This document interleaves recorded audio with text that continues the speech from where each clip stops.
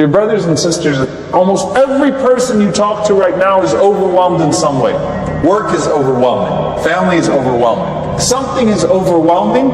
I'm stressed out. I'm looking for something. There is an emotional component of you, a physiological component of you. And while it is connected to the spiritual does not tell you to neglect those. Okay? However, when we talk about balance, when we talk about finding an outlet, one of the ways that we fail is that we restrict the discussion to time. Your family has a right upon you, yourself has a right upon you, so you need to give more time to your family. You need to give more time to yourself, which might be true. But the bal is not simply encompassed within time. Sometimes it's not about time, it's about the things that consume your thoughts and energy even with less time. Alright? So if you give more time to these things, but you don't treat the bad, you don't treat what it is that is consuming you, then you're not going to solve anything. It's not just a matter of giving more time here or giving more time there. It's not just a matter of taking more days off for vacation. It's not just a matter of taking more walks. All of that is good for you. But you can't treat this just in terms of time. Finding an outlet for what burdens you and removing what burdens you to the greatest extent possible is what's going to actually make you a more complete person, is what's going to actually bring you to a desirable state. One that gives you what you want in this life and one that gives you what you want in the next. And so when we talk about outlets for the soul and resting the soul, how do we approach this? To some, it's simply worship Allah subhanahu wa ta'ala more. And you know what? If your worship can become a source of relief, alhamdulillah. When worship is done best, it's not just a reward in the hereafter, it's relief in this world as well. I want to pray. I enjoy my prayer. Take me back to that prayer. Not just the dua to get me out of the situation. Dua in and of itself is an outlet with Allah subhanahu wa ta'ala. I complain of my sadness and my grief to Allah subhanahu wa ta'ala. I have those moments where I can release the valve and talk to Allah. The very act of dua is comforting to me. Whether I get exactly what I'm asking Him for or not, the very fact that I get to go into that dua and have that conversation, I feel so much better. Think about a person that you really love, just talking to them. The comfort of their voice, the familiarity of their voice. There's a release of tension there. There's a release of stress there just because you got to talk to someone. You know, it's really great to talk to you. 30 minutes, an hour, whatever it may be, just having that person on the other side of the phone. What about when a person goes to dua? So dua is like that valve to just go into dua. Whether I'm doing tasbih or istighfar, glorifying Allah or seeking His forgiveness. Whether I'm asking Him for something of this life or asking Him for something in the hereafter. Release, right? Take it to Allah subhanahu wa ta'ala. I am in those moments with Ar-Rahman. Al-Khalwa bil-Rahman, to be alone with Ar-Rahman, is the greatest rahmah to our lives. Let it out.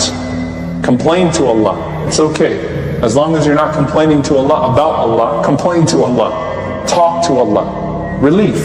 So the greatest relief, if done right, is worship. The worst burden is sin. Sin bears consequences that burden you.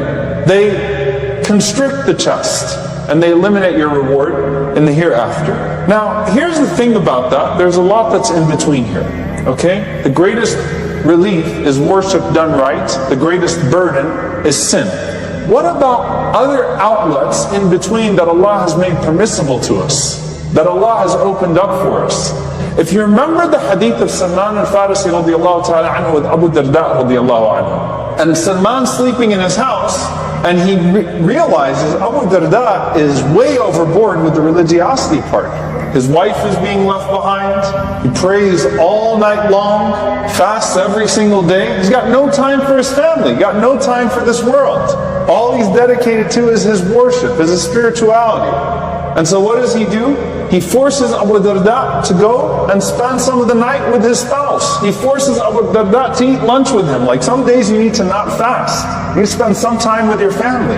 And he tells Abu Darda, verily your Lord has a right upon you, your family has a right upon you, yourself has a right upon you. Now, is part of giving yourself to your Lord not beneficial to the self? Of course it is.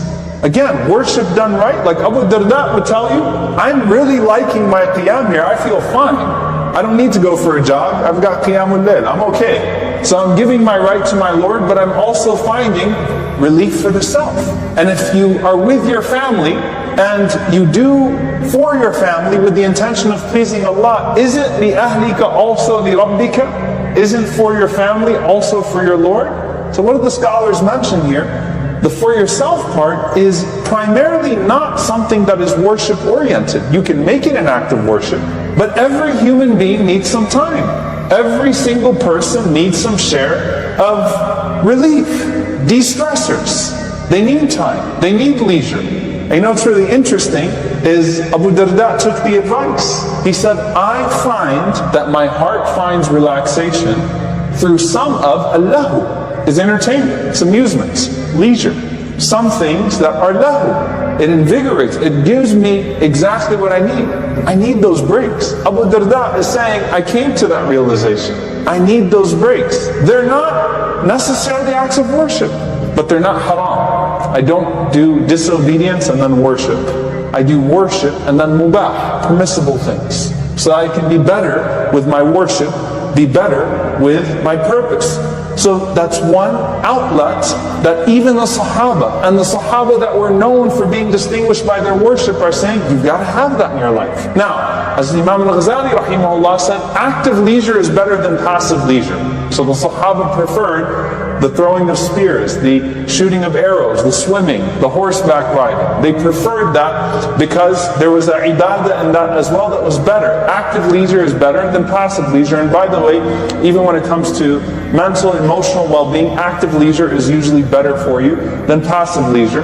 However, even some of the passive leisure, sitting down, telling jokes, reciting poetry, they did that stuff.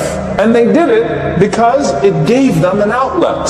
You need a break, you need a relief. Take a break, get that back, and then go right back into what you're doing. The Sahaba needed those things. However, when they got into passive leisure in particular, they did not stay there for longer than what they had intended to stay there with. Meaning what? As Al-Ghazali rahimahullah ta'ala mentions, that when they would recite poetry, they were mindful that they weren't going to miss their qiyamul layl in a night in poetry.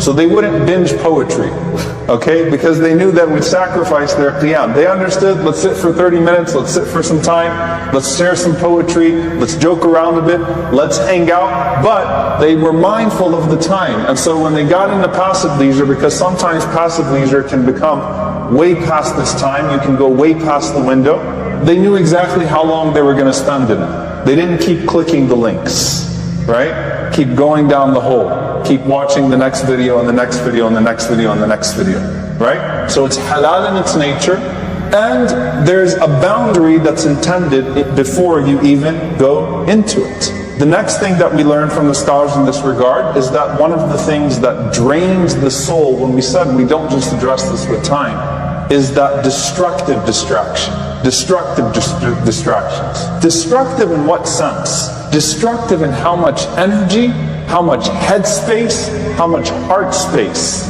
they exhaust your soul with. You know, people get into these disputes.